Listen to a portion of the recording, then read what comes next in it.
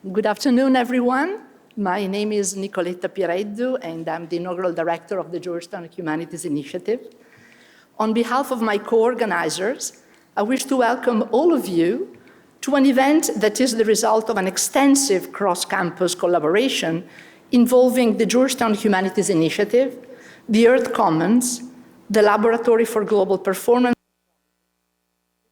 Politics program in the Walsh School of Foreign Service, the Lannan Center, the English Department, the Global and Comparative Literature program, the Graduate School of Arts and Sciences, and the Office of Sustainability. I wish to thank all these units and the College of Arts and Sciences, where Georgetown Humanities is housed, for their support. These interdisciplinary synergies have spearheaded the yearly event series Voices on the Environment, at the intersection of the humanities, the sciences, and the arts, linking literary and journalistic writings, activist performance, and critical approaches to the environment, climate change, and climate justice.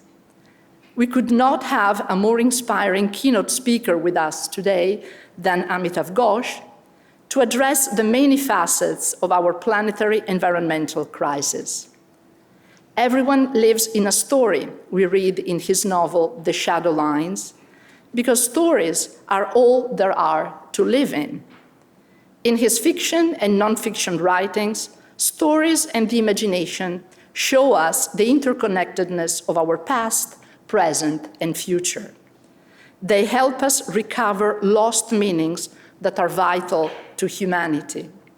They allow us to see and to foresee responsibilities, potentialities, risks. They teach us that life on our planet depends on the entanglement between the human and the non-human. I am deeply grateful to the Dean of Georgetown College of Arts and Sciences, Professor Rosario Ceballo, who has kindly agreed to introduce our distinguished guest. Before giving her the floor, I wish to add a few details about our event. After his plenary lecture, Amitav Ghosh will be in conversation with Rabih Alameddine and Ashanee Kottage. Writer and painter Rabih Alameddine is the author of 6 critically acclaimed novels, among them An Unnecessary Woman, which won the Prix Féminin and the California Book Award, and most recently, The Wrong End of the Telescope, winner of the PEN/Faulkner Award for Fiction in 2022.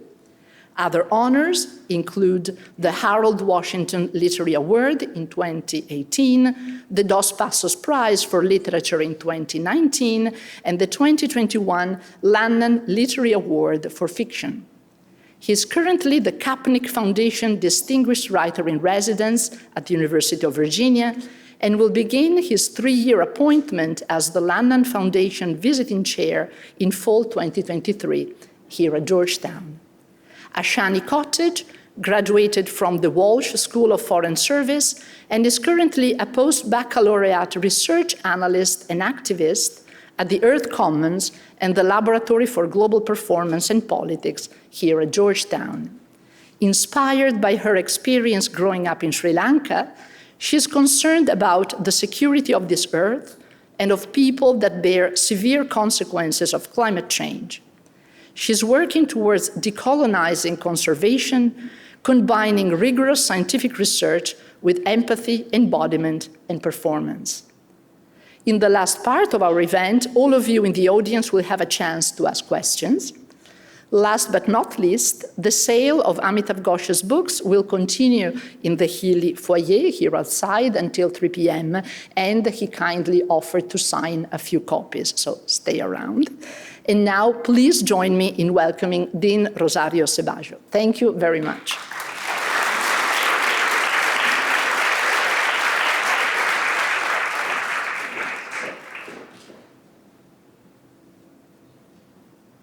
Ooh. I think I'm a lot taller. Wow.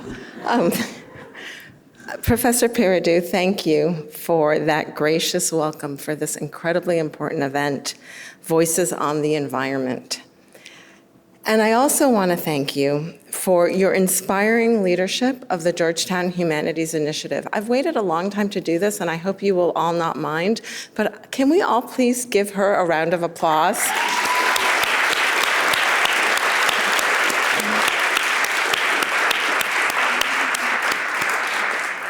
Okay. Good afternoon. Thank you. Good afternoon, everyone. I am absolutely honored to introduce today's keynote speaker, acclaimed author Amitav Ghosh. Ghosh was born and raised in India. He received degrees from St. Stephen's College, Delhi University, and Delhi School of Economics, and then earned his doctorate in social anthropology at the University of Oxford. His debut novel, The Circle of Reason, was published in 1986, launching a stellar and prolific career as a widely acclaimed writer of both fiction and nonfiction works. His writings have been translated into more than 30 languages. For his distinguished contributions to literature and his truly global impact, he has received numerous prestigious awards and recognitions, including 2 Lifetime Achievement Awards and 4 honorary doctorates. In The Nutmeg's Curse, published in 2021 by the University of Chicago Press, Ghosh artfully interweaves history, essay, testimony, and polemic to illustrate that the beginnings of our planetary crisis are rooted in the discovery of the New World and the sea route to the Indian Ocean. The story of the nutmeg unfolds a crisis that encompasses climate change, a crisis whose political dynamics are rooted in a centuries-old geopolitical order established by Western colonialism. As the long list of collaborations and sponsors that Professor Peridou highlighted for today's event indicates, the Voices on the Environment series of events touch many interests and spring from many wells. This event and our collective work on pressing environmental issues could not be possible without the tremendous interdisciplinary cross-campus collaboration that today's event represents at Georgetown. This is, of course, as it should be. Similarly, Ghosh's work spans many genres, with the inclusion of literature, history, politics, and science. Events like these, much like Ghosh's works itself, are testaments to the centrality and the power of the humanities. These are celebrations of imagination, of the way imagination opens us up to face enduring challenges and new solutions with empathy, with insight, history, narrative, and journeys across time. Among other things, today's event promises also to be a powerful dialogue about the intersections between the humanities and the very real climate, social, political, and world crises that we face, and in which the humanities have an incredibly meaningful role to play. So thank you again to our organizers and sponsoring units, to our guests, to all of you for being here today, to our panelists, and without further ado, it gives me such great pleasure to welcome, I present to you, Dr. Amitav Ghosh.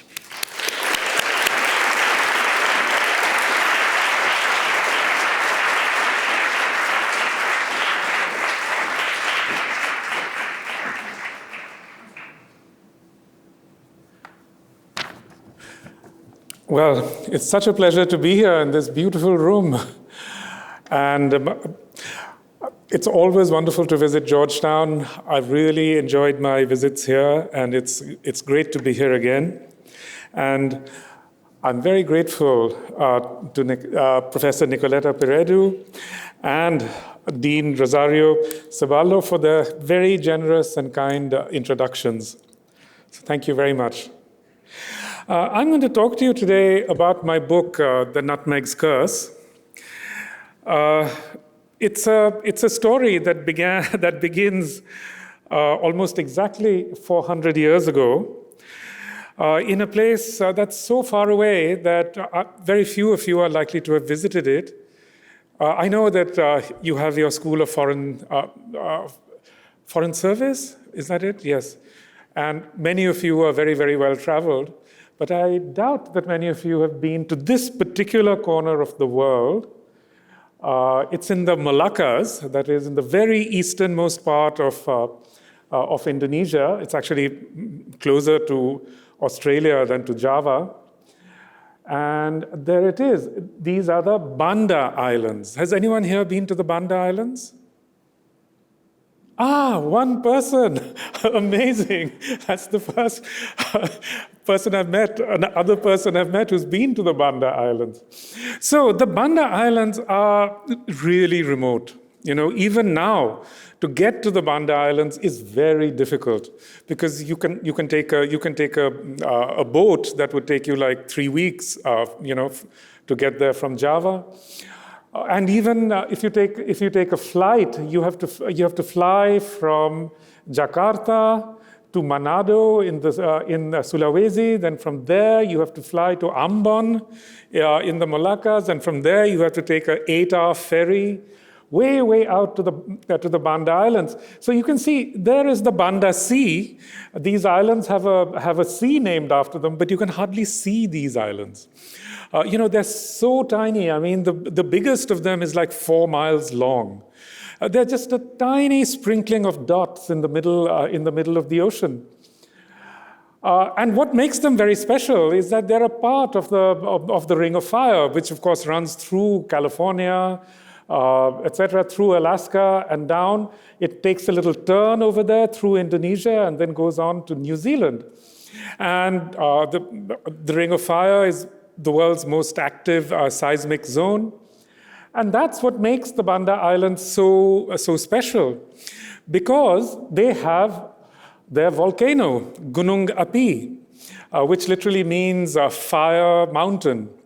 And there's something about the ways in which the upwelling lava interacts with the winds and the weather of that particular corner of the world that creates these incredibly rich ecologies.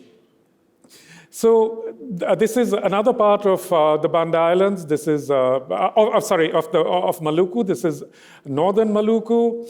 All around the Banda Islands, through this entire region, you have these these beautiful cone-shaped volcanoes, which rise, out of the abyssal deep. So many of them, even though there's like only 4,000 or 5,000 feet over land, I mean, they have a vast sort of extension underwater.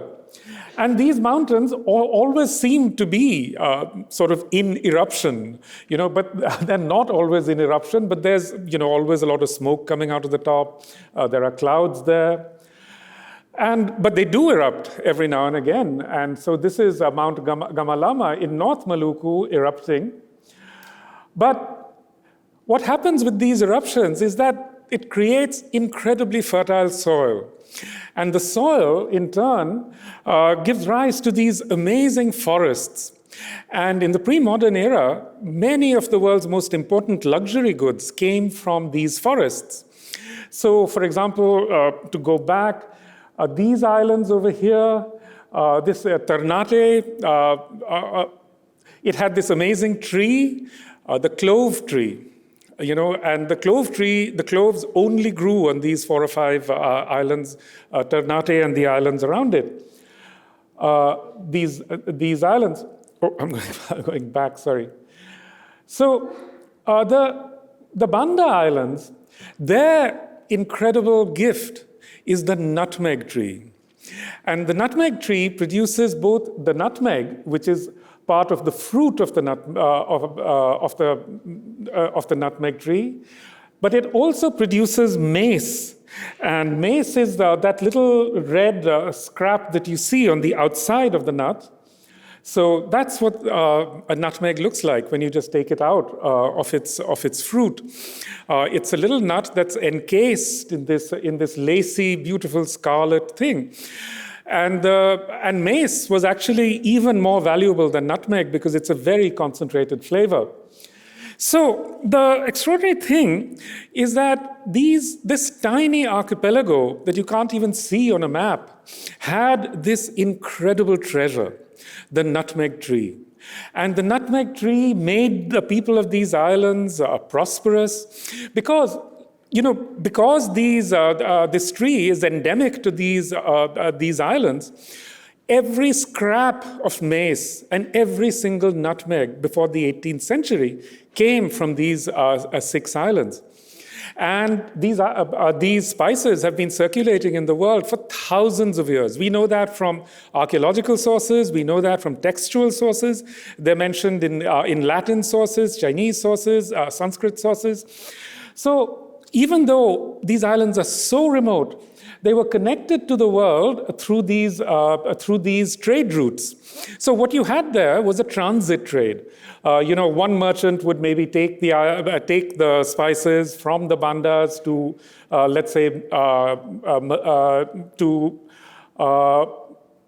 Aden, and then from Aden it'll go on, following these routes, and ultimately they would end up in the Mediterranean.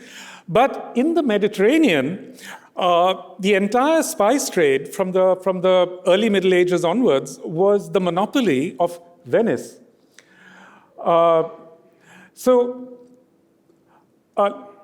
Yes. So the thing about the whole nutmeg trade, what made it, and the pepper trade, is that these spices became incredibly valuable across the world, but most of all in Europe.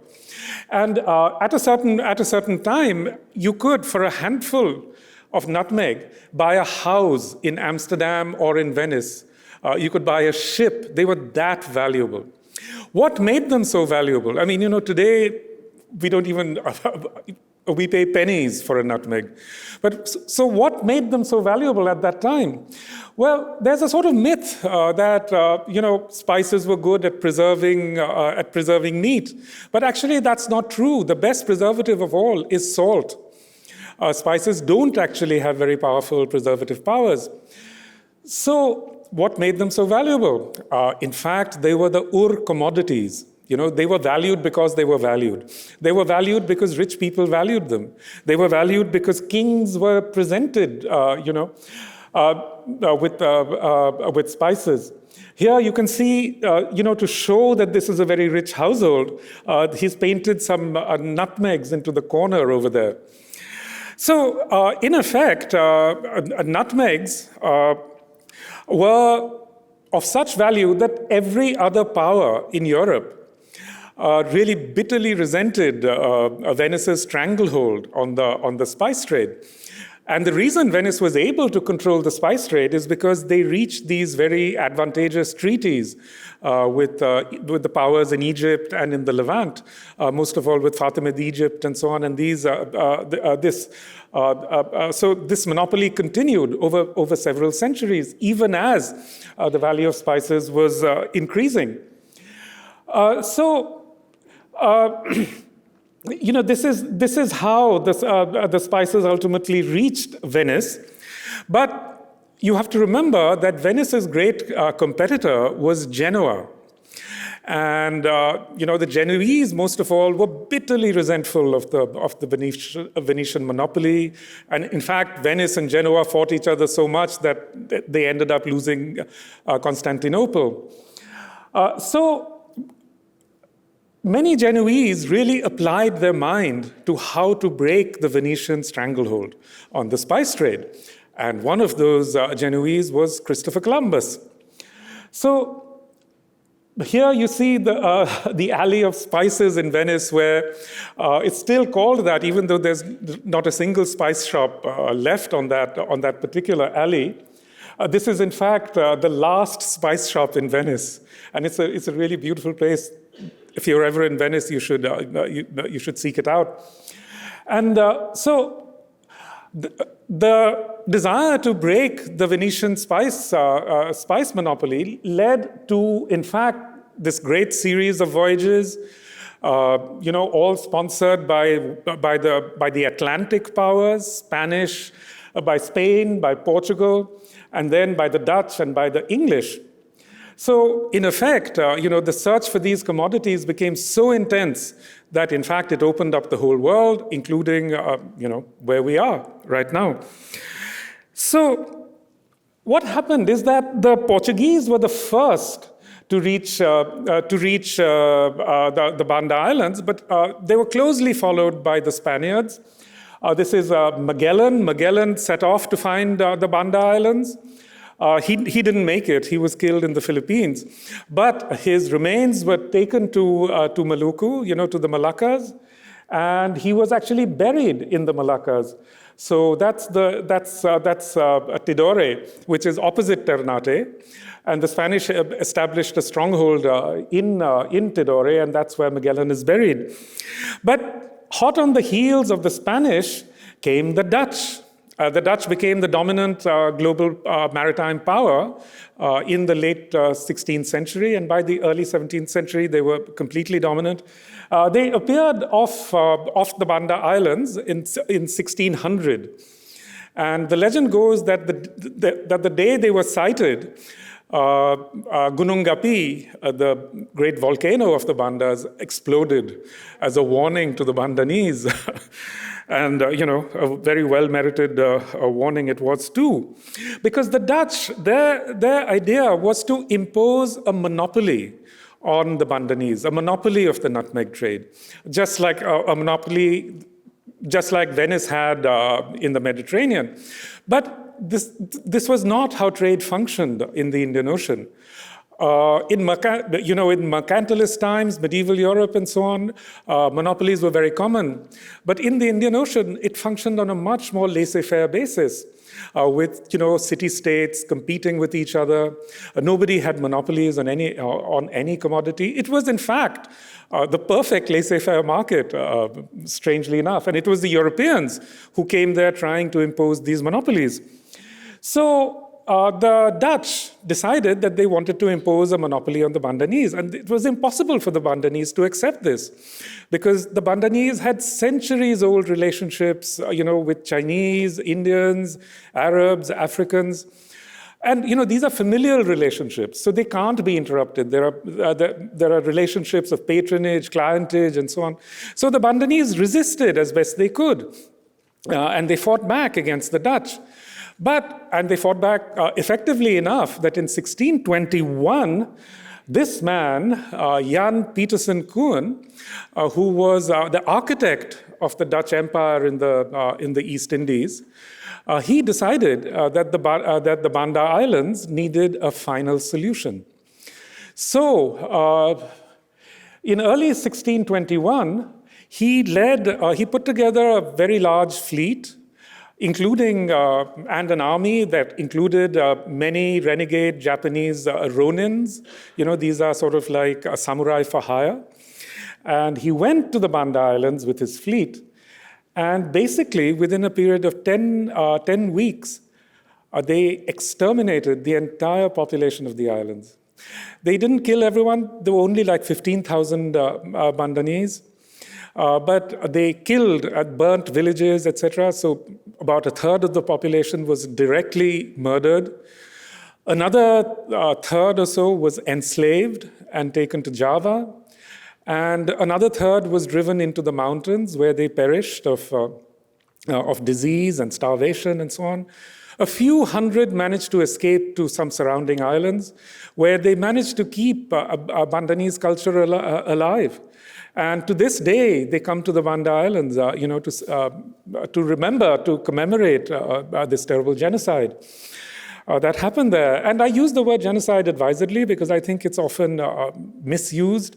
But this was absolutely a genocide. A particular ethnic group was just exterminated, literally. And so there is this genocide memorial in Bandanera. The most horrible sort of moment in this terrible massacre was that they captured 44 Bandanese headmen. The Bandanese did not, unlike other parts of Maluku, they did not have a sultanate. They didn't have any particular king. They were a very democratic society. So they had only these headmen and a few rich men and so on. So these chieftains were taken into this enclosure where they were decapitated and their bodies were dismembered. And then the dismembered parts of their bodies were thrown into this well, which is now a kind of very modest memorial to the Banda genocide. So, what is so sort of horrifying is that within a few months, the Bandanese, who were proud and enterprising mercantile peoples, had ceased to exist as a community. Their world was brought to an end in a few weeks. So they were in a sense, I think you can think of them as among the earliest victims of a scourge that now threatens to engulf the entire planet, which is the resource curse. The idea they had this tree, the Europeans had to grab hold of this so-called resource. You could call it many other things. You could call it a gift of the earth, which is how the Bandanese thought of it. But for the Europeans, it was just a resource. So they just wanted to grab it. And in a sense, this is one of the earliest moments in this extractivism that today is, in fact, eating up the planet. And so, from a storyteller's point of view, how should the story of the nutmeg be told? And does it even matter? After all, what happened in the Banda Islands was merely one instance of a story that was then playing out on the other side of the world, exactly on the other side of the world. In fact, the two corners of the Dutch Empire, one is in New Amsterdam and New Holland, that is to say New York, what is now New York, and the other end is in the Banda Islands. And in fact, I think what happened in the Banda Islands could not have happened without the Dutch experience, the Dutch and English experience of North America.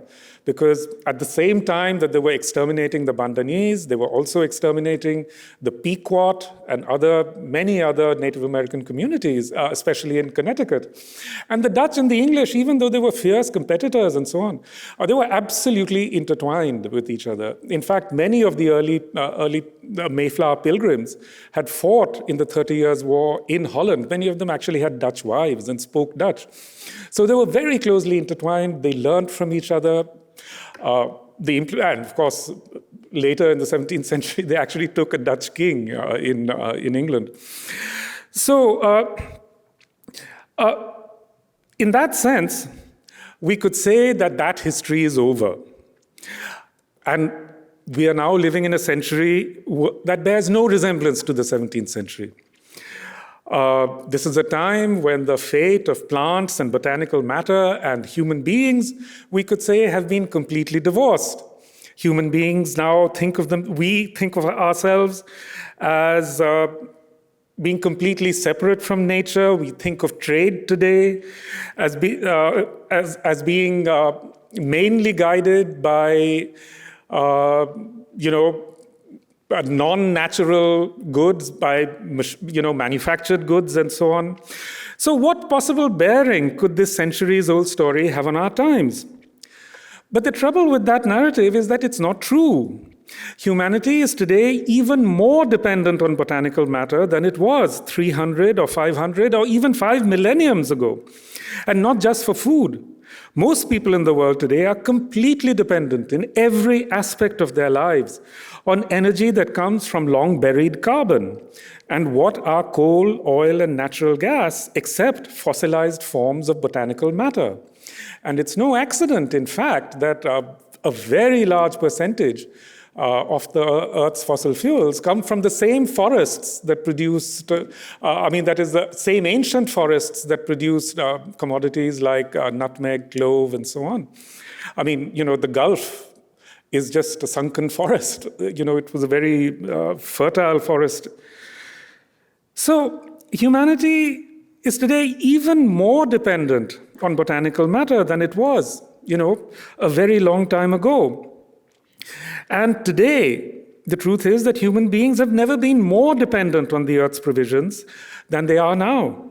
The idea that modern man has freed himself from the planet is not just absurd, it's a dangerous delusion. Once the reality of humanity's ever-increasing servitude to the earth is acknowledged, the story of the Bandanese no longer seems so distant from our present predicament.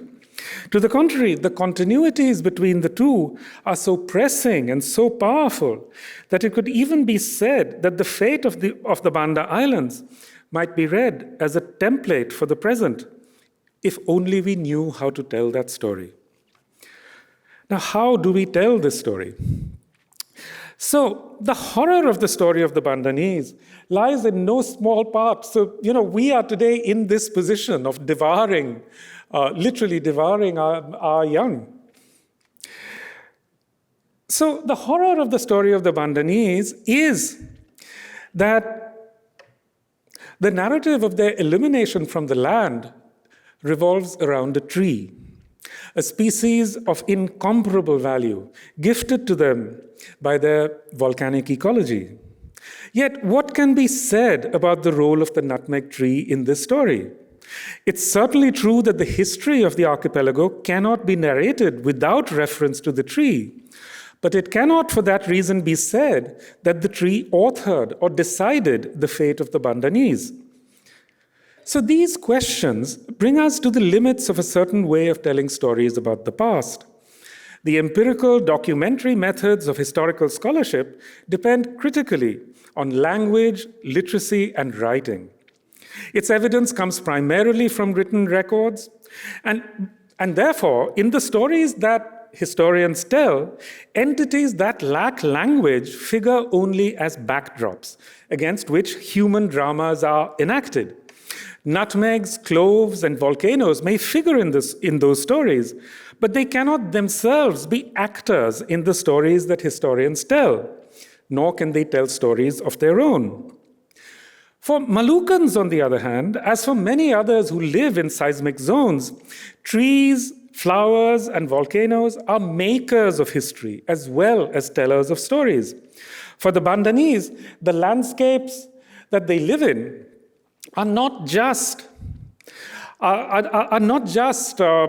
notable for producing nutmegs or for making mace.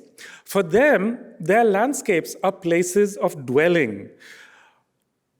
These landscapes are places with which they have an intensely imaginative relationship. So for the Bandanese, the nutmeg is a protagonist of stories. The nutmeg is a teller of stories. They sing songs about the nutmeg. And I find that so wonderful because today, the island that's known as the Nutmeg Island is Barbados, because the British brought the nutmeg tree across and planted it in Barbados. But nobody in Barbados sings songs to the nutmeg, Whereas back in the Banda Islands, those few hundred survivors, their descendants, remember those songs. They go to those islands and sing those songs every year. But think of what these islands meant to Jan Koen and the Dutch. For them, the trees, volcanoes, and landscapes of the Bandas had no meaning except as resources that could be harnessed to generate profit. For them, the trees and volcanoes that were woven into the songs of the Bandanese contained nothing in excess of their utility. The idea that a volcano could make meaning would have been for them merely superstition or idolatry. For them, spices were only things to be put into these warehouses and then sent off to Europe or wherever. So, in the eyes of Dutch colonists, there was no intrinsic connection between the Bandanese and the landscape they inhabited. What they did was, after they'd eliminated the Bandanese, they divided the land into these plantations. They brought in, Dutch-descended white people, white men, and gave them these plantations and promised to supply them with slaves so that they could work the plantations. Now that you have to remember, this was all done by the Dutch East India Company, which is one of the earliest forms of capitalism. It was a joint stock company. It was a profit-oriented company. It's regarded as really foundational to the entire enterprise of capitalism. But this is the curious thing. when they come to these islands, they have a perfect opportunity. Maybe after they've killed everyone, they have a perfect opportunity to actually implement capitalism, which is open up the place, take in bids, irrespective of race, color, or creed. But they don't do that. They bring in white people and promise to supply them with slaves, which they do for the next 270 years, because slavery in the Dutch East Indies wasn't abolished until the 1880s. So it goes on like that, and most of these slaves were actually brought in from South Asia, from Gujarat, from Bengal, and so on. So in effect, what you have here is a perfect example of racial capitalism, and in a sense, you could say that structure has not changed, even unto modern times. So for the Dutch, these beautiful landscapes were really nothing other than a nutmeg-producing factory, a machine to produce nutmegs. This way of envisioning the earth was radically new, even back then. The earth is seen in this vision as a vast machine made of inert particles in ceaseless motion. So even in Europe, the mechanistic vision of the world had only just begun to take shape in the 17th century, and then too, only among elites and entirely among men. And again, I think, the backdrop of the European conquest of the Americas was absolutely essential to this because, many of the philosophers who come up with this mechanistic vision, let's say Francis Bacon, for example, he was Lord Chancellor of England, and he was the first theorist of science as well as, theorist of imperialism. And similarly, Descartes, he was French, but he spent most of a large part of his life in Holland, where he was in close contact with these, with the empire builders. So, and you have to remember that this war against these, what they saw as savages and, other people who could be exterminated or eliminated, wasn't just against people overseas. It was also against European women, especially European peasant women. And the war was launched in the name of eliminating or exterminating witchcraft. So all of this happens in tandem. But in this conception, so they begin to see this entire domain, which they describe as nature, and as an inert repository of resources, which, in order to be improved, needed to be expropriated, no matter whether from Amerindians or European peasants. So you have this machine-like concept of the earth. But the conception nature did not apply only to non-human resources. People like Amerindians, Africans, Asians were similarly thought to belong to nature and were therefore also thought to be eligible for appropriation, enslavement, or extermination. Just like non-human resources, these humans too were regarded as mute, brutish, and devoid of agency. This conception is summed up perfectly in Shakespeare's The Tempest, which is, of course, famously a sort of allegory of colonialism. And it's voiced by Prospero when he reminds Caliban, his savage and deformed slave, of the most important gift that he has given him.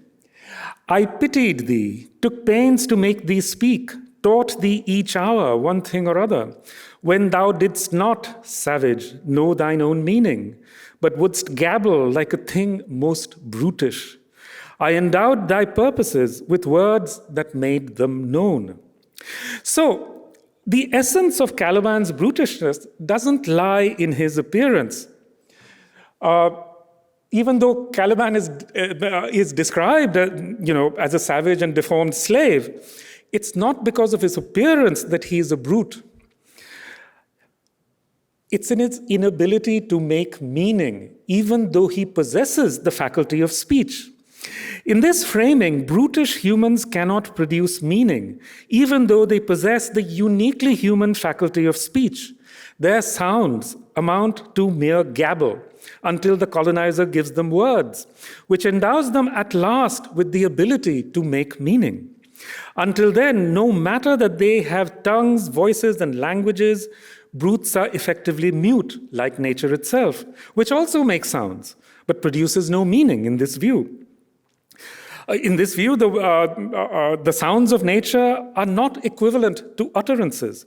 They are the products of mechanical responses and reactions. This was held to be true even of animals, which are seen as a kind of machine or a robot. So the muteness of nature and the muteness of the brute are reflections of each other. So today, not even the most die-hard positivist or mechanist would claim, at least not in so many words, that there exists any category of humans who are mute or devoid of agency. I think, we can agree on that more or less. But what about non-humans? There are many people in the world, and many, if not most of them perhaps, are indigenous, who continue to believe that plants, trees, animals, and even geological features are neither mute nor lacking in agency. But very few of these people belong to dominant global elites, and even fewer are located within the academy. For historians, economists, and other academics, non-human entities are still seen as inert and incapable of agency. In that sense, their way of framing the world still derives from the ideologies that rose to dominance in the wake of European empires in the 17th century. Within this frame, non-humans can never be anything other than inert, silent, and devoid of agency. So, for example, in a university like this one, you might learn about the economics of the nutmeg trade. You might learn about the chemical composition of nutmegs. You can learn about the history of the nutmeg trade. But nobody will teach you to sing songs about the nutmeg, or to tell stories about the nutmeg. That's just not going to happen. And in a way, we understand perfectly why. Historians, economists, their minds just don't work like that. And their equipment, of telling stories, just ban that kind of thing, push it to the margins or outside the margins. So how did it come about that, all these other stories were essentially suppressed? So I think an essential step towards the silencing of non-human voices was to imagine that only humans are capable of telling stories. Now, this again is not an idea that people have always subscribed to. Many, perhaps most of the world's people still don't. It's essentially another elite idea that gained ground with the onward march of the mechanistic metaphysic. Yet today, the idea that humans are the only storytelling animals appears self-evident to those who subscribe to it. Consider, for instance, this passage from one of the finest portrayals of a landscape in contemporary literature, Graham Swift's superb 1983 novel, Waterland. Only animals, one of Swift's characters says, live entirely in the here and now.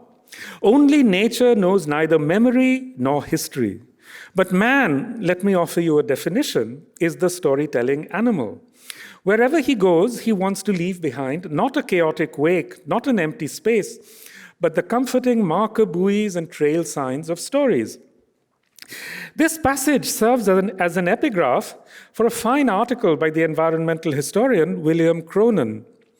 The article is on the nature of narrative, and Cronon argues that the fundamental difference between a mere succession of events, which he calls a chronology, and a story is that the latter joins events together in a way that invests them with meaning. This, he assumes, is a specifically human ability, hence narrative is a peculiarly human way of organizing reality. So what is really at stake here is not so much storytelling itself, but rather the question of who can make meaning. Once again, the assumption is that non-humans cannot make or discern meaning. But as with so many other attempts to define the exceptionalism of human beings, this idea is tenable only if meaning-making and storytelling are defined in a circular fashion, as being tied to human forms of language. But is it really the case that experiences cannot have any meaning in the absence of language? Clearly, this does not obtain for pre-linguistic humans. It's well known that infants understand and make many kinds of meaning. So why should it not be possible to connect experiences into meaningful patterns in other ways, through memory, sight, or smell, for instance. Any pet owner knows that a dog understands as meaningful the relationship between the home, the park, and certain times of day. For the dog, is this a chronology or a narrative? Either way, it's clearly not the case that the dog lives entirely in the here and now. Its experiences are sequential and are understood to unfold in time and space. Now, the importance of sequencing is known to every writer.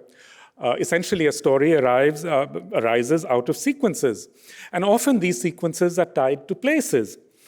So that's why many of the earliest and the most powerful human narratives are about spaces and about travel, the linkages between spaces. For example, the Ramayana, the Odyssey, the Norse sagas, and so on. So it's well established now that many animals have very long memories and are able to communicate in complex ways. Some of these animals, like elephants, whales, and migratory birds, also move over immense distances and appear to have attachments to particular places. These movements cannot be described as purely mechanical, instinctive, or lacking in meaningful sequences. Humpback whales, for instance, mark the passage of time by changing their songs from year to year. This would hardly be possible if they lived entirely in the here and now. As far back as the 1930s, the biologist, with an impossible name, demonstrated that many animals actively interpret their surroundings, creating their own experiential worlds. This idea has long been anathema to those who believe that it's a cardinal error to attribute human qualities to animals. But as Eileen Christ has very persuasively shown in this book, to rigorously avoid anthropomorphism is only to risk falling into the related fallacy of mechanomorphism, the assumption that animals are machine-like creatures that cannot, in principle, be endowed with minds or interpretive faculties. In short, there are many good reasons to conclude, as Donna Haraway does, that storying cannot any longer be put into the box of human exceptionalism. The anthropologist Tom Van Duren goes even further. In a fascinating study of a flock of penguins who doggedly return year after year to the shores of a Sydney suburb, he concludes that the bird's attachment to the place arises out of storying. He writes, experiencing beings like penguins represent the world to themselves. They do not just take in sensory data as unfiltered and meaningless phenomena, but weave meaning out of experiences so that they, like humans, inhabit an endlessly storied world. So how do we restore these voices? Obviously, economists can't do it. Historians can't do it. Even literary scholars can't do it because they're so tied to language. And they're essentially not allowed to do it. In fact, the only people who have historically had the license to capture or to represent non-human voices are storytellers. You know, whether it be the Valmiki writing the Ramayana or Homer with the Odyssey, storytellers and poets are the only people who have had that license. And in effect, they still have that license today. Many writers, even today, I mean, even if you think of, say, Melville, you know, Moby Dick has agency, has emotion, you know. So I think, as far as I'm concerned, I think this is the great burden that now rests upon writers, artists, filmmakers, and everyone else who is involved in the telling of stories. To us falls the task of imaginatively restoring agency and voice to non-humans. As with all the most important artistic endeavors in human history, this is a task that is at once aesthetic and political. And because of the magnitude of the crisis that besets the planet, it is now freighted with the most pressing moral urgency. I think I'll stop there because we have another. Thank you. Thank you. Thank you. Thank you. Thank you.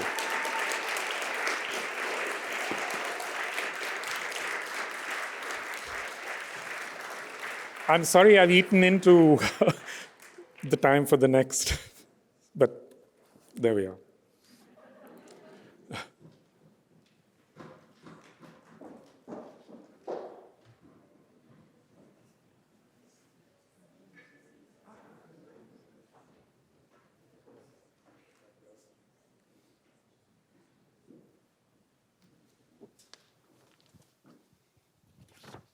Well, thank you so much, Dr. Ghosh, for a summary of the incredible story of the nutmeg and your book.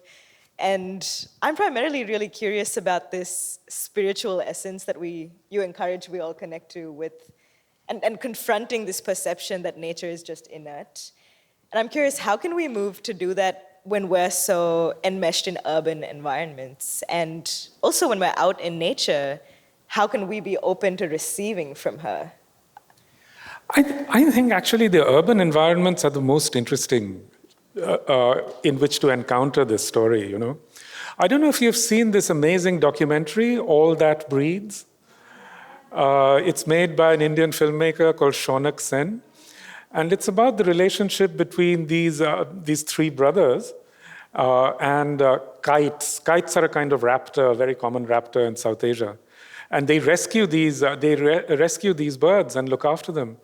And, you know, he tells the story with such sensitivity and so beautifully that it's an incredibly compelling document. And what I really like about it is that it's about a completely hellscape dystopia, you know, which is what Delhi is, you know, with its incredible pollution and so on. And yet it's a very compelling story. So I have a quick question. So the Dutch and the English and various Western powers killed so many people in search for these spices. How come they don't know how to use these spices?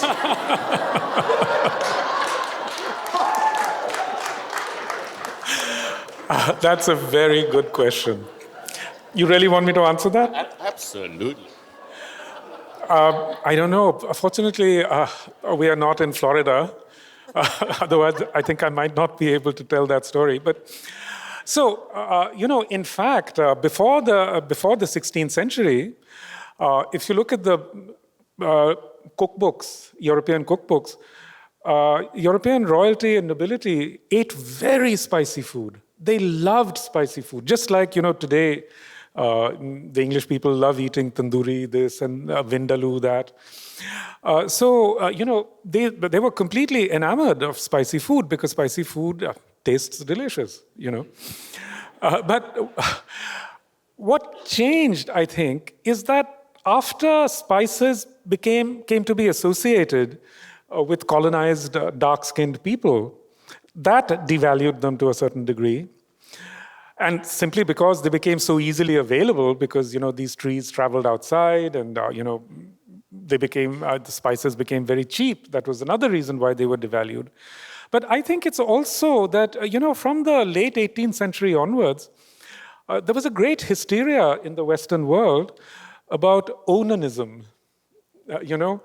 And this hysteria really, I mean, there are whole books about it. I mean, there's Walter Lecker, the historian, has written a very important and really compelling book about the Great Terror, you know, which was onanism. So it was thought that spicy food leads to onanism. I think it does. And oysters, too. So, in fact, if you look at such a large part of the American diet is created by crusaders against onanism, like the Kellogg's. You know, the whole Kellogg company was founded on that idea. I didn't know, but that explains so much. Yes. I think it's kind of related. When I was reading The Nutmeg's Curse, the first couple chapters made me really angry. And I was really sad as somebody from Sri Lanka, a formerly colonized place. And I feel like in your writing, that anger or rage, if you feel any, doesn't come out. So I'm curious, how do you distance yourself from those emotions when you're writing? And how does that play into the relationship between fiction and nonfiction and characters in the stories that you tell? It's interesting that you say that because, you know, I think that's the trick. I mean, not to be filled with rage in your writing, but to inspire rage in your reader.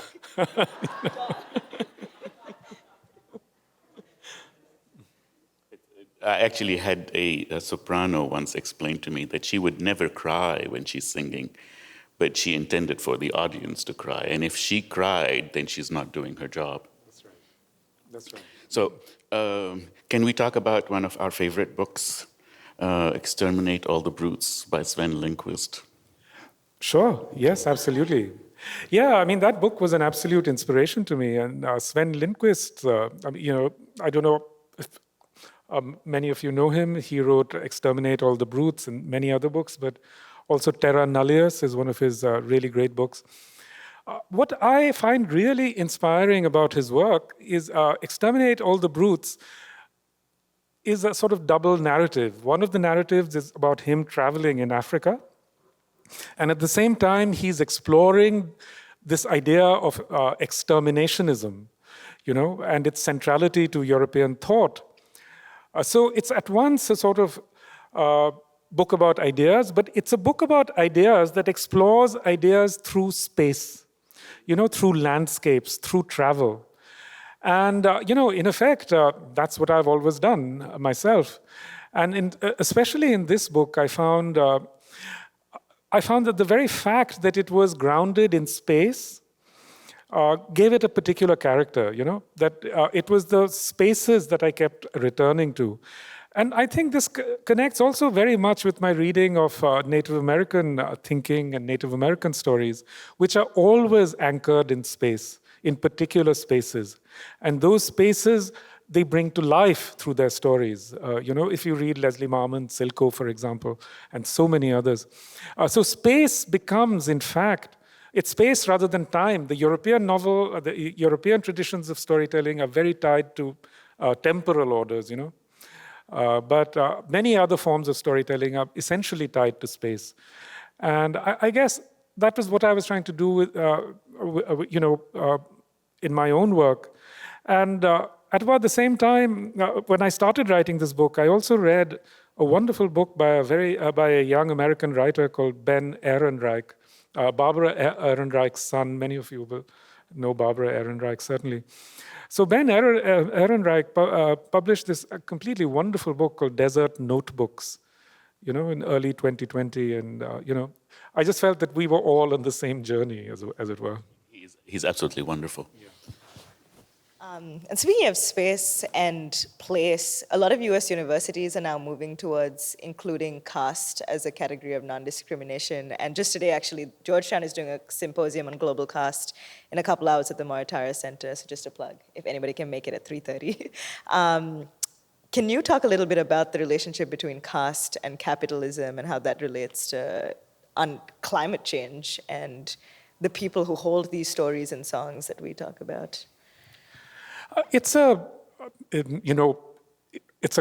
complicated story, but in a way, it's also a very simple story. Just as people who are marginalized, in America, are facing the brunt of the devastation of climate change, the same thing is true in India or South Asia. Marginalized peoples tend to live in the most difficult areas. They face same kinds of impacts. They've done the least to contribute to global greenhouse gas emissions, and yet they find themselves facing the fury of the weather, of heat waves. They're the most exposed in terms of heat waves. And most of all, marginalized women. They have to walk ever-increasing distances to fetch water. And, we should also not forget when we talk about caste in India, somehow we exclude indigenous peoples who are the Adivasis. That literally means indigenous, forest peoples and so on. And what is happening now, the forest peoples, really, they've preserved these forests, our South Asian forests, because our South Asian forests are heavily populated. People have always interacted with them, and it's these interactions that have kept these forests alive, just as we now know about, let's say, the Amazon, that it's not, there was never, ever any such thing as a kind of primeval forest. These forests are more like gardens, that people create by interacting with forests in a certain way. So that's absolutely the case, across South Asia. but now they're being evicted from their forests, because these forests are being turned over to tourism companies and also to mining companies. And, the people who've kept them alive are basically being driven off their lands, and where they're just being pushed into becoming a part of a huge underclass. Okay, so probably my final question, and it's a difficult one. So I used to think that a writer's job is to, tell stories, inspire readers to change their stories at the same time. So for a while, I've been thinking on climate change and climate crisis, that what can a writer, whether it's a novelist or a poet or even a nonfiction writer, what can one do to change what's coming? And I still feel, helpless, primarily because I think that the narrative has changed for the most part. Most people understand that we're in deep shit. But what changes that deep shit into change? So the narrative has changed, but I'm not sure the helplessness has. So what can writers, if they can do anything, do to provoke change more than just changing the narrative? Well, I would put it in a different way. I would say the awareness has changed. I think we all recognize now, what Margaret Atwood once said, that it's not just climate change, it's everything change. We can sense that we are not in the 20th century world anymore. Everything is coming undone. Our political institutions, our ways of thinking, everything is coming undone. And we see it happening in front of us. Everything is unraveling. What we are living through is, in fact, the great unraveling. And I must say, as someone who's been thinking about these things for a long time, what takes me aback is simply the speed of it, how quickly it's happening. I mean, who would ever have thought that a country like Britain, which for 500 years was a model of global stability, which preached about itself to the whole world, would in the space of, 7 or 8 years just become so fragile? And again, that's largely because of migration, and migration is closely related to climate change and other aspects of the planetary crisis. So we are seeing everything coming unstuck in front of us. But it's precisely because it's happening so fast that our awareness has changed, but our narratives have not changed. So that's where I would invert the order. And you're right, it is very dispiriting often, because see, someone at my age, I can't really be out there demonstrating every day or whatever. And now we see increasingly, say for example in these demonstrations in France, that if you go to a demonstration, you're going to get seriously injured because the police have been given carte blanche to just attack you, on the streets. So, but what can I do? And I think in that sense, the only thing I can do is to address issues of writing, issues of storytelling. And for me, that's been a very generative thing. I mean, I find that, it's led me to change my writing practices. It's made me rethink, how I write. It's made me engage with other forms of storytelling, with music, with art, and so on. And all of that has been incredibly generative, I wonder if you could speak a little bit more about that, because I personally come from a theater and performance background in taking science and environmentalism and communicating it through live performance. And right before this started, you spoke a little bit about your book, Jungle Nama, which was performed in a theatrical way, and also the music and the songs you talk about in your book. So can you talk to us a little bit about why live performance, and even the fact that you are here live talking to us, why that connection is so important, and why, especially Jungle Nama, that adaptation was so important to you? Well, I should explain that this book, it's a very short book of mine. It's an adaptation of an environmental fable from the Sundarban, which is the great mangrove forest. And I adapted it in verse. And then it was set to music by the Pakistani singer Ali Sethi, who sang Pasuri, which was the #1 Googled song in 2022. So we worked together on that. And I also worked with Salman Toor. He's a painter. They're both of Pakistani origin. And Salman has now become one of the most celebrated painters in the world. In fact, his auctions are setting prices, setting records at Christie's and so on. And it was incredibly exciting for me to work with them. And, in February last year, the Center for Experimental Ethnography at UPenn invited us to, put on a theatrical performance. And I collaborated with this director, Brooke O'Hara. And she was marvelous. And, it was just so thrilling to interact with all these incredibly talented young people, because the actors were all students at UPenn. So what is so important to me about the whole performance aspect of it is that I have always practiced a very individualized form of art. I sit in my study, I write, my books. Often I don't see people for days except my family. And then sometimes, I go out on the street and I think, oh, there are people.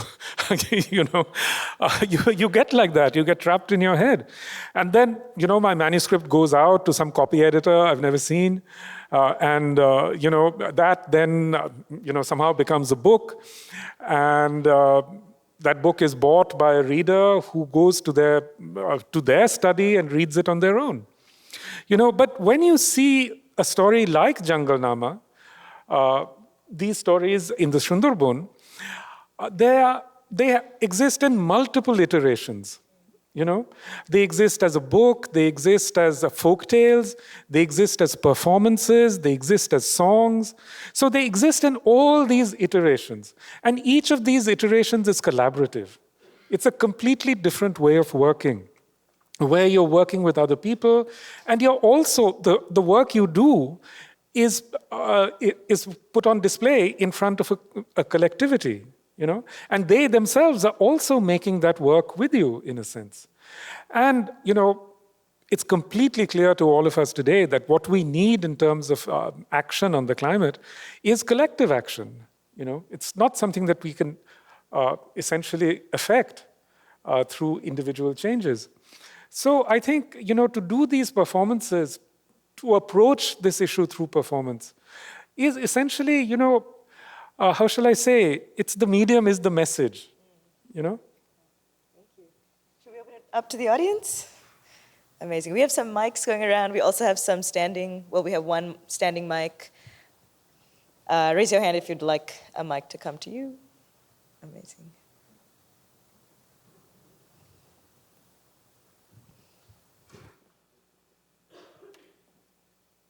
Hi, my name is Kushi. I'm from Mumbai.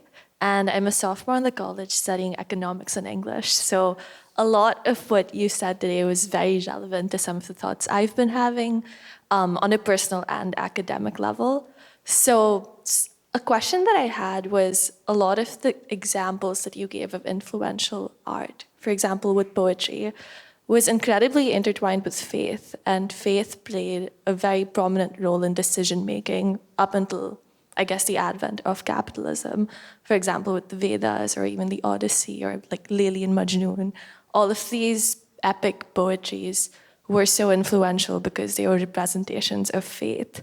So in today's world where poetry and art in general doesn't necessarily have that connection with faith and faith doesn't necessarily play as important a role in decision making, how can art really affect policy, for example? That's a difficult question. But, when you're talking about faith, there's, on the one hand, these great overarching structures of faith, like, you might say Brahminical Hinduism or, Christianity, whatever. But at the local level, faith continues to be incredibly important in the lives of people across the planet, I think. Because in the Sundarban, for example, the story of the goddess of the forest, Bon Bibi, is incredibly important in people's lives. It really regulates their relationship with the forest and their relationship with tigers and with other animals. And it plays a much more important part in their lives than any policy possibly could, you know. And it's very important to recognize that, you know, this kind of faith is kept alive exactly. All these people, more or less, are Dalit, you know, who are living in the Sundarban. They're Dalit and they're Muslim. And the so-called goddess, Bun Bibi, is actually represented as a Muslim woman who comes there from Saudi Arabia, you know, from Mecca. And she restores order to the forest and so on. And, you know, both Hindus and Muslims who live in the Sundarban subscribe, you know, to the cult of Bun Bibi. And I think everywhere you go, really, I mean, you'll see these stories that actually create a template for people to interact with their worlds. I think this is true even till today of, let's say, peasant peoples, you know, farmers in, let's say, rural Italy or rural France. I think the only places where really these stories do not exist for rural populations is perhaps, you know, in Northern America, you know. I mean, those stories certainly exist for indigenous peoples, you know, but they don't exist for settlers in quite that way. So I think especially within the context of Northern America, it's very important to try and recreate, you know, those stories. Or if you take Mumbai, you know, Mumbai actually, in pre-colonial times, there wasn't really very much there. You know, it wasn't a great city or anything, because people knew better than to make a great city, you know, in such a vulnerable location, you know. So when the British came, they founded all these coastal colonial cities that are now incredibly threatened. Mumbai is one, but also there are many others. New York, Mumbai and New York are founded in the same decade, you know, for the same reasons, because colonialists found it easy to defend islands, you know. But Mumbai is perhaps the most engineered landscape in India. You know, 6 islands were joined together by, you know, by just reclamation. But you know, you can't. Water has a very long memory, and the water is going to come back. Thank you very much. Thank you. Mr. Ghosh, thank you so much for your time. My name is Ayush. I'm a freshman student here in the college. We had the pleasure of reading your book, The Hungry Tide, in my Intro to Global Literature class, and I wanted to ask you about one of the tensions that exists within there. So the characters Nirmal and Nilima kind of represent this tension between a search for ideological or political purity versus those who take material actions step by step towards the future that they want. Have you found yourself moving from one end of that spectrum to another, almost paralyzed by an analysis paralysis towards this desire for collective action? Is that something that you still find yourself within? And what has your study of environmental humanities taught you about that? That's a very good question. You have to remember that I come from a very ideologically riven place, you know, Bengal. For 35 years, Bengal was ruled by the Communist Party of India Marxists. You know, they were voted in again and again and again and again. And I think partly as a sort of result of that, I was never attracted by these ideologies at all. You know, I always sort of regarded them from a great distance. At the same time, I find people who are very ideological, I find them kind of interesting, you know, because you know, it's the story of modern times. I mean, Don Quixote, you know, it's basically the Don Quixote story. I mean, they become so obsessed with their ideologies or their ideas that they become completely insensible to the world around them. So for myself, for example, you know, I try to be the opposite. I try to be very aware of the world around me rather than, you know, driven by any particular set of beliefs. So much. Thank you. Hi, my name is Kara. I'm a grad student in the School of Foreign Service. Thank you for coming to speak with us. Thank you. So I just read The Great Derangement, which now came out 7 or 8 years ago, and I was really interested in what you said about the power of religious communities and the impact that they could have on pushing the lever on climate change if they joined hands with other communities. And so now, 8 years later, I wanted to know if you still think that, or how your opinion on that has changed, or what signs you're seeing now that either point in that direction or point somewhere else. Thank you. Good question. About the idea itself, I feel I remain as convinced of it as ever. Because, the problem with the climate crisis is that we just don't have time. So ideally, perhaps we would want to build a global, secular kind of movement. But that would take a very long time to bring together, and that time we just don't have. So we have to depend on pre-existing communities, and obviously many of these communities are religious communities.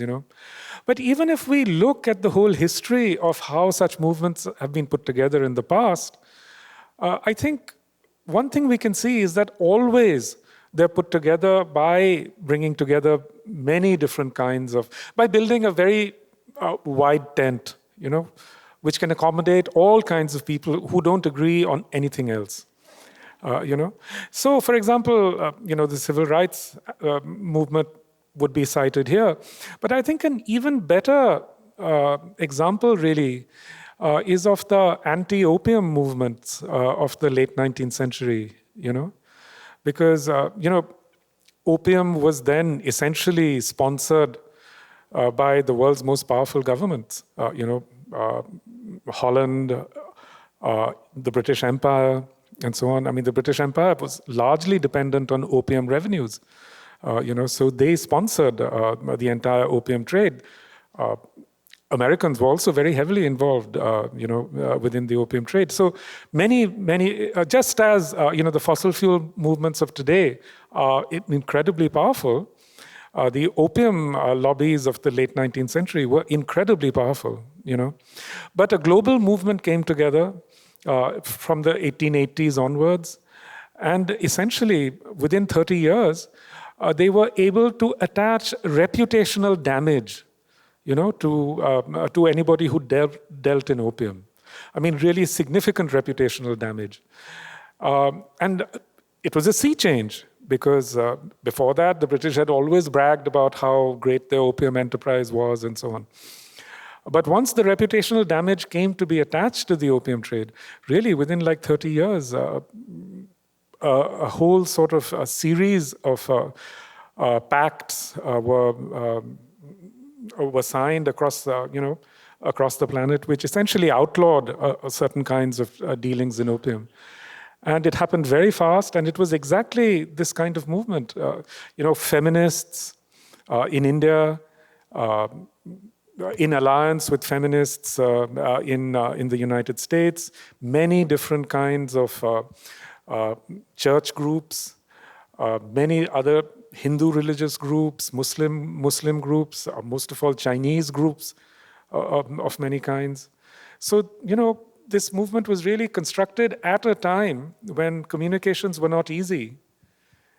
So today, when communications are so easy, I think it should be possible to put together such a movement which attaches reputational damage to dealing in fossil fuels. And that's exactly what 350.org has been trying to do, and I think their strategy is right, on that particular count. But you see, another example of the planetary crisis is that just as that was happening, we have this war in Ukraine, which has essentially re-legitimized fossil energy,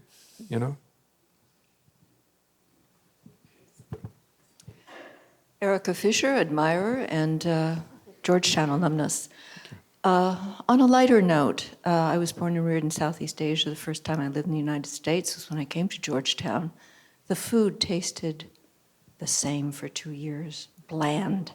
Could you go into onanism and this Kellogg industry? I've never heard of it, but it explains a lot. Yeah, it's absolutely. I mean, they were anti-onanists. So they cornflakes was invented in order to quiet, to combat onanistic tendencies. If you just Google it, you'll see. I mean, it's all well known. People just don't like to talk about it. This whole terror of onanism essentially molded Western tastes for a very long time. I lost 15 kilos my first semester here. So, yeah. Hi, I'm Suhani. I'm a senior here in the School of Foreign Service. And when you were sharing your story, one of the things that I got from it was that in order for human beings to kind of rebuild their connection to, non-human relatives, it sounds like there's almost this need for like a spiritual shift, a shift in like our value systems. But despite that, I've seen that in a lot of my classes about climate change or energy, despite this acknowledgement among students that yes, there's a need for redesigning the structures themselves, a lot of students almost have this like fear of imagination because they feel that it's unrealistic, and they kind of are forced to accept the idea that the market is going to figure itself out and all our solutions are going to come from within the market system. So I guess my question to you is that in the academy, in the university, where storytelling, spirituality, embodiment, all of these things are so siloed from the fields of policy, economics, history, the fields that end up going into, the upper echelons of society. How do you actually see realistically like humanities to penetrate these spaces to be able to affect change at a global level? Yeah. Thank you. A very good question. You have to remember that this whole thing about the market and market solutions and so on is itself a story. And actually, it's a completely fantastical story. It's completely without any basis. Nothing is more without foundation than this whole idea of the free market. It has never been free. I mean, you just think of the early 19th century. I mean, the British are unloading like tsunamis of opium on China. And when China tries to stop it, they say, no, free trade. And then they attack China, I mean, is that according to the laws of free trade? They have no hesitation. All these absolute fanatics of free trade, of, so-called market economics, they're the first generation after Adam Smith. So they're inspired by these ideas. But look at the utter craziness of it. In the first place, they're dealing with a commodity, which is an addictive commodity. It doesn't obey the laws of supply and demand. Usually they say demand dictates supply, but that's not the case with addictive substances, which, say, the Sackler family understood perfectly well when they started marketing OxyContin. So this whole idea of a free trade is really nothing but a fantasy.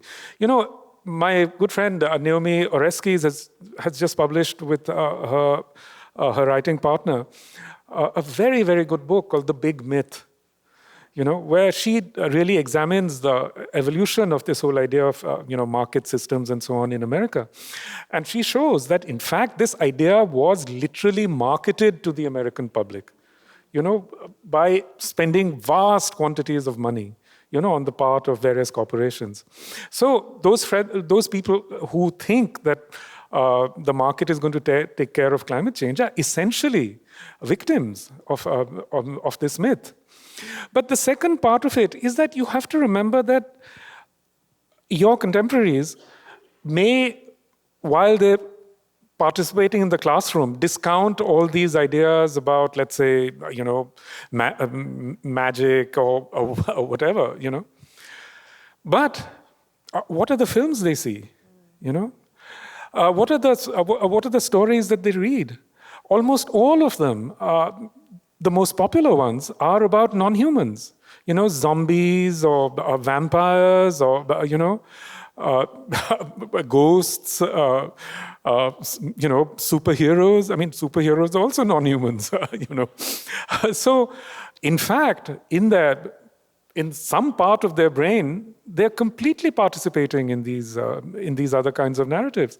And in fact, in my book, The Nutmeg's Curse, I show that really even these Dutchmen who are implementing these policies, they don't really believe in them either. They themselves are driven on by their fear of, let's say, witchcraft, So it's a very strange kind of balance that exists in the modern mind, And it can, I think, be inverted, if we find the right stories to tell.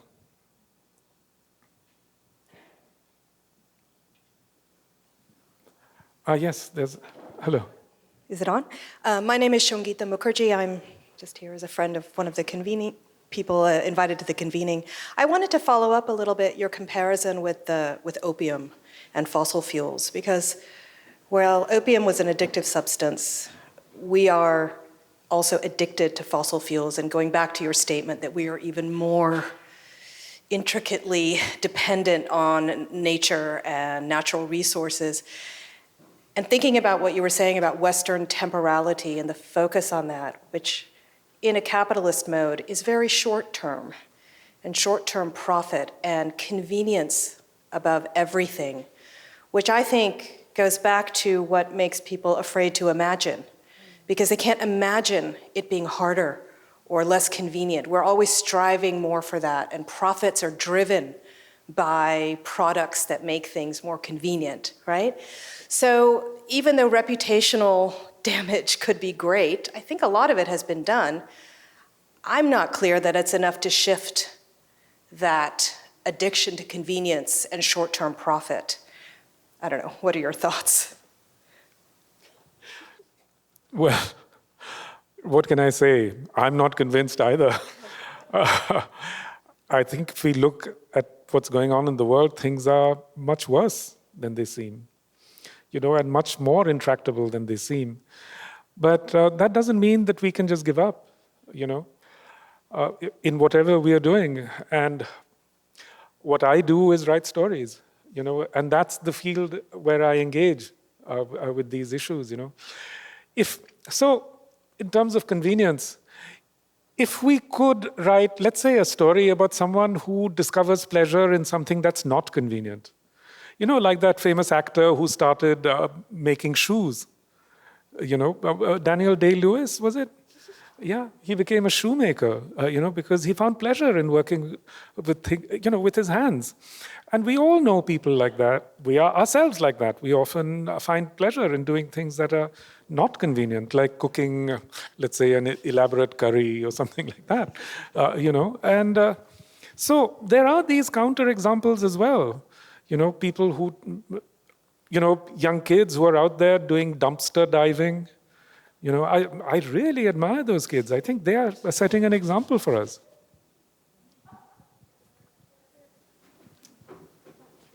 Hi, I'm a senior in the college. I'm pre-med, but also studying creative writing. And one thing that you said before was only storytellers and poets are the ones who can really share these stories and weave together the different disciplines. And I've noticed in my environmental classes and my science classes, we don't really engage with the humanities that much. And other than through events like this, there's not as much institutional support to kind of have scientists kind of become better storytellers. And it's all this responsibilities on writers to kind of reach across the divide. What do you think institutions should do? How do you feel about the fact that still the sciences are kind of not encouraging, young scholars and academics to kind of become better storytellers, and how you feel about all that responsibility being on writers to be the ones to bridge the divide? Well, let me say, first of all, that, when scientists say that they need better storytellers, and they constantly say that, I don't think they know what they're saying. What they're saying is that they want so-and-so storyteller to go and tell exactly the story that they want to, that they think they have in their heads. But it doesn't work like that. So they want to dictate the story. They want us essentially to be the scribe who's, writing down the story for them, because they think somehow we have some magical tool of communication that can put the story out there. But it doesn't work like that, Writers think in individualistic ways, and they'll think about these issues in hundreds of different ways, and so they should. And certainly, scientists can't expect to dictate the story. And I think this is a real problem. Whenever I found myself in a room with scientists, they may say they want to hear what you have to say, but actually they really don't give it. After like 2 minutes of listening to you, they're just talking amongst themselves. What can I say? After all, let's face it. Science and everything that has gone wrong in the world today is an unintended consequence of a certain technology or of a certain kind of scientific thinking. And if they think that they can solve this by thinking in their ways, well, good luck to them. I just don't see it happening. But I do think that, we do need, certainly there are many scientists who are not like that, who are actually really deeply interested in, creating collaborations of various kinds.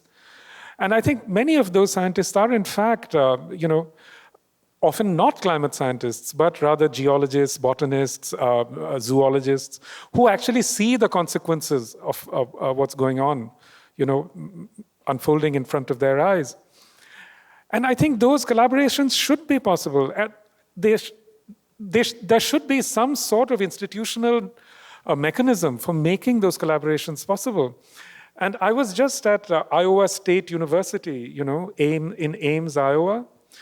And you would think that it's not necessarily a very promising place for institutional innovation, but they have an amazing program that joins creative writing with environmental studies. So everyone who's participating in this program has to take courses in environmental studies. They have to do field work, and they have to write their stories. I think that's a very promising institutional arrangement, if you ask me. Amazing. Thank you so much, everybody. This is all we have time for, unfortunately. Huge round of applause to Amitav Ghosh. And thank you both. Thank you both.